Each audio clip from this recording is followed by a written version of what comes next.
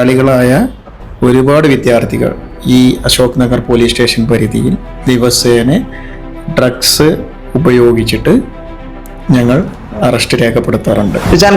ഇപ്പോൾ നമുക്കറിയാം, ഇപ്പോൾ മൊത്തത്തിൽ കേരളത്തിൽ ബാംഗ്ലൂരിനെ കുറിച്ച് കുറച്ച് നെഗറ്റീവ് കാര്യങ്ങളുണ്ട്, പ്രത്യേകിച്ച് സ്റ്റുഡൻസിൻ്റെ ഇടയിൽ. കാര്യം എന്താ നിങ്ങൾക്കറിയാം, ഡ്രഗ്സ്. ഇതിനെ കുറിച്ച് നിങ്ങൾക്ക് എന്താ പറയാനുള്ളത്?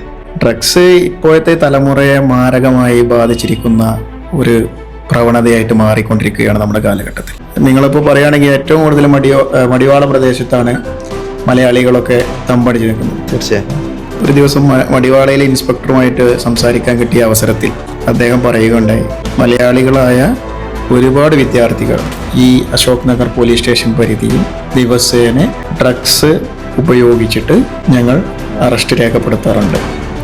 അതിലേറ്റവും കൂടുതൽ മലയാളികളാണ് എന്നുള്ളതാണ് വേദനിക്കുന്ന കാര്യം. മുമ്പ് ഇത്തരത്തിൽ നമ്മുടെ വിദ്യാർത്ഥികളൊന്നും അത്തരത്തിലുള്ള കേസുകളിൽ ഇല്ലായിരുന്നു. നമ്മുടെ രക്ഷിതാക്കളാകട്ടെ അവരെ ബാംഗ്ലൂരിലേക്ക് പഠിക്കാൻ വിടുകയാണെങ്കിൽ തന്നെ നമ്മുടെ മക്കൾ വൈകുന്നേരങ്ങളിലും രാത്രികളിലും ഇവിടെ ഒരുപാട് നൈറ്റ് ലൈഫ് ഉള്ള സ്ഥലമാണ്. കുട്ടികൾക്ക് വളരെയധികം എൻജോയ് ചെയ്യാൻ പറ്റിയ ഒരു സ്ഥലമാണ്. അവരത് അനുഭവിക്കണം എന്നുള്ള ആളാണ് ഞാൻ. അവർക്ക് അത്യാവശ്യം ഫ്രീഡം ഒക്കെ വേണം. പക്ഷേ തങ്ങളുടെ മക്കൾ ഡ്രഗ്സിന് അടിമയാണോ എന്നുള്ളത് കൂടി ഇപ്പോൾ രക്ഷിതാക്കൾ ശ്രദ്ധിക്കേണ്ട കാലഘട്ടത്തിലൂടെയാണ് നമ്മൾ പോകേണ്ടത്.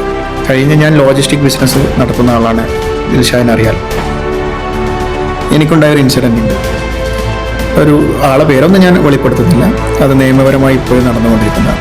ഞങ്ങൾക്ക് ഐഫോൺ എന്ന് പറഞ്ഞിട്ട് ബാംഗ്ലൂരിൽ നിന്ന് കേരളത്തിലേക്ക് ഒരു പാർസൽ ബുക്ക് ചെയ്തപ്പോൾ നമ്മളത് വാങ്ങി വെച്ചു. വേണ്ട ഡോക്യുമെൻറ്റ്സൊക്കെ വാങ്ങി വെച്ചിട്ടാണ് നമ്മൾ പാർസൽ ബുക്ക് ചെയ്തത്.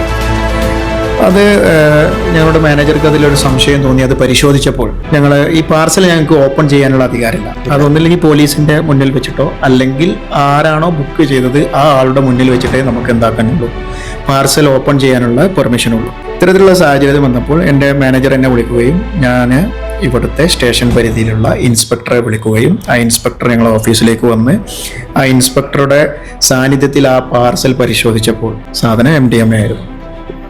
അപ്പോൾ പിന്നീട് അതിൻ്റെ നിയമ നടപടികളൊക്കെ ആയിട്ട് പോയി.